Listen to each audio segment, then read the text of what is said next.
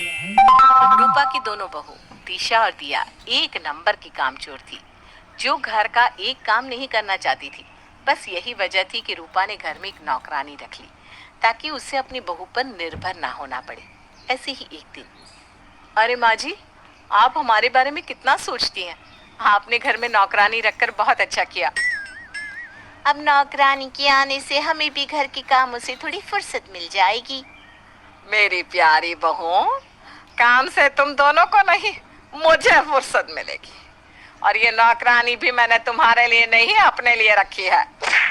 इतना बोलकर वो वहां से चली जाती है। अपनी सास की बात को सुनकर दिया और दिशा को बहुत गुस्सा आता है, और वो दोनों एक दूसरे से कहती हैं, आखिर माँ जी ने दिखाई दिया ना कि सास सास होती है। बहुत तेज है माँ जी, हमेशा अपने बारे में ही सोचती हैं। माँ जी, अब अपने बारे में सोचे या हमारे बारे में, पर अब तो घर में नौकरानी आ चुकी है।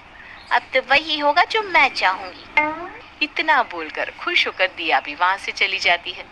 दिशा को समझ में नहीं आता कि आखिर दिया इतनी खुश क्यों थी।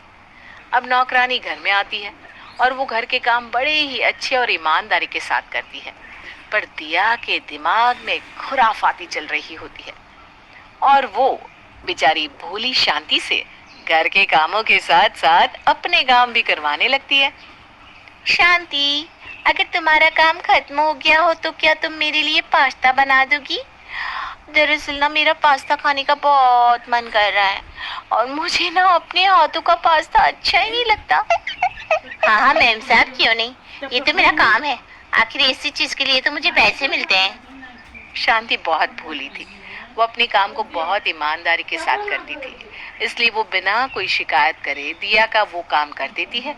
अब इसी तरह से दिया शांति की मासूमियत का फायदा उठाती और हर समय उससे अपना काम करवाती। शांति, तुम तो खाली बैठी हो, मेरा एक काम कर दो। हाँ मेम साहब, बोलिए ना, क्या काम है?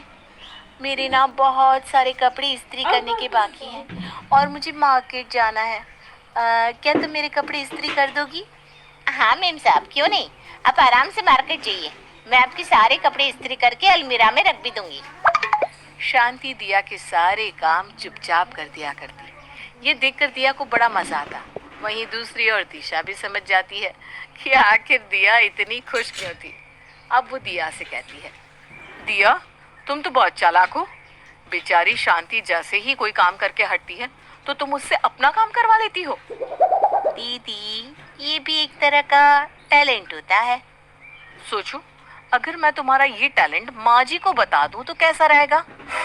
आप चाहती क्या है, साफ साफ बोलिए ना। मैं चाहती हूँ कि कभी कभी तुम शांति को अकेला छोड़ दो, ताकि वो मेरा भी काम कर सके, समझी?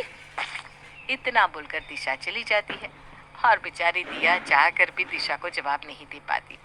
अब दोनों देवरानी जिठानी में नौकरानी को लेकर लड़ाई होती। शांति, तुम जानती हो ना शाम को मुझे कॉफी चाहिए होती है, इसलिए जाकर तुम पहले मेरे लिए कॉफी बना दो। शांति, याद है ना, आज तुम्हें मेरे साथ सब्जी लेने मार्केट जाना है, ताकि तुम्हें पता चल सके कि मार्केट कहाँ लगती है और आगे से तुम सब्जी खुद ला सको। हाँ मेम साहब, मुझे सब याद है। मैं छोटी मेम साहब की कॉफी बनाकर आपके साथ मार्केट चलती हूँ ना। कोई जरूरत नहीं, वो अपने लिए खुद कॉफी बना लेगी, तुम मेरे साथ चलो। ऐसे कैसे चलो? मार्केट से सब्जी लाने का काम आपका है तो आप ही जाएंगी, शांति क्यों जाए? अच्छा, राशन लाने का भी तो काम तुम्हारा है, पर तुमने तो शांति से मंगवाया। दिशा दिया को जवाब देकर शांति को अपने साथ मार्केट ले जाती है। इस तरह से धीरे धीरे रूपा की दोनों बहुएं अपना काम पहले और जल्दी करवाने के चक्कर में हर समय लड़ती रहती। देखते ही देखते एक महीना बीत जाता है और शांति को सैलरी देने का टाइम आ जाता है। आप जल्दी से तुम दोनों शांति की सैलरी दे दो, ताकि शाम को जब वो घर आए तो मैं उसे उसकी सैलरी दे सकूं। बहुत मेहनती औरत है, एक भी छुट्टी नहीं करी उसने। माँ जी, मुझे सैलरी देने में कोई दिक्कत नहीं है, पर शांति ने दिया का कुछ ज्यादा ही काम किया है, तो फिर ज्यादा पैसे मैं क्यों दूं? इस पे ज्यादा और कम वाली क्या बात आ गई? जब नौकरानी को घर में रखा जा रहा था तभी तो डिसाइड हो गया था कि हम दोनों आधे आधे पैसे देंगे। हाँ, पर शांति तो तुम्हारा ही ज्यादा काम करती थी ना, मेरा तो कोई फायदा नहीं हुआ, फिर मैं शांति के आधे पैसे क्यों दूं?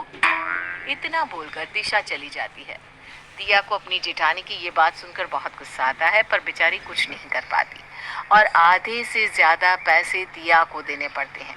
इसी तरह से एक बार फिर दोनों बहुओं में नौकरानी को लेकर लड़ाई होती है। शांति, मैं देख रही हूँ कुछ दिनों से तुम सिर्फ दिशा का ही काम कर रही हो। आज तुम पहले मेरा काम करोगी, उसके बाद ही यहाँ से जाओगी। तुम कभी नहीं बदलोगी। इस बेचारी का घर जाने का समय हो गया है, उसे जाने दो। शांति, तुम आराम से घर जाओ। मेम साहब, अगर मेरा समय नहीं हुआ होता तो मैं आपका काम करके जाती। प्लीज नाराज मत होना। शांति बिना किसी गलती के दिया से माफी मांग लेती है। अब इसी तरह से समय बीतता है और दोनों बहुओं की लड़ाई भी बढ़ती जाती है। देखते ही देखते एक बार फिर सैलरी देने का समय आ जाता है और एक बार फिर दोनों पक्षों के बीच में शांति की सैलरी को लेकर बहस छिड़ जाती है। जेठानी जी, इस बार तो आपने शांति से ज्यादा काम करवाया है। इस बार तो उसने मेरा कोई काम भी नहीं किया, तो उस हिसाब से इस बार आपको ज्यादा पैसे देने होंगे। क्या सबूत है तुम्हारे पास कि शांति ने सिर्फ मेरा काम किया है? शांति इस घर में काम करने आती है, सभी का काम करती है। माँ जी, आप भी जानती है ना दीदी कितनी चालाकी कर रही है। आप उनसे बोलिए ना कि इस बार वो ज्यादा पैसे दे, वरना मैं 1 रुपया भी नहीं दूंगी। अरे तुम दोनों क्यों किसी की सैलरी खाने में लगी पड़ी हो? मैंने गलती करी नौकरानी को रखकर। मैं एक बात साफ साफ कह देती हूँ, शांति किसी का भी काम ज्यादा करे पर पैसे तुम दोनों बराबर दोगी। और अगर अब भी तुम दोनों इसी तरह से लड़ती रही तो मैं शांति को काम पर से निकाल दूंगी। फिर गधा मजदूरी करते रहना तुम दोनों। पर माँ जी, ये तो नाइंसाफी होगी।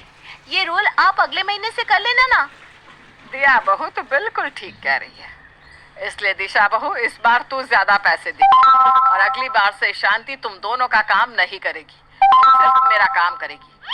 और अगर तुम दोनों ने उससे अपने पर्सनल काम करवाए तो तुम दोनों को मुझे भी पैसे देने होंगे। और एक बात और, शांति किसी का भी काम ज्यादा या कम करे, पैसे तुम दोनों बराबर ही दोगी। उसकी सैलरी में कोई अड़चन नहीं आनी चाहिए, समझी तुम दोनों? रूपा अपनी दोनों बहुओं को अच्छे से धमका देती है, जिसके बाद रूपा की दोनों बहुएं रूपा की बात मान जाती है और जब भी शांति की सैलरी देने की बारी आती तो वो अपनी अपनी लड़ाई को साइड में रखकर बराबर के पैसे निकालती। चुलबुली ननद।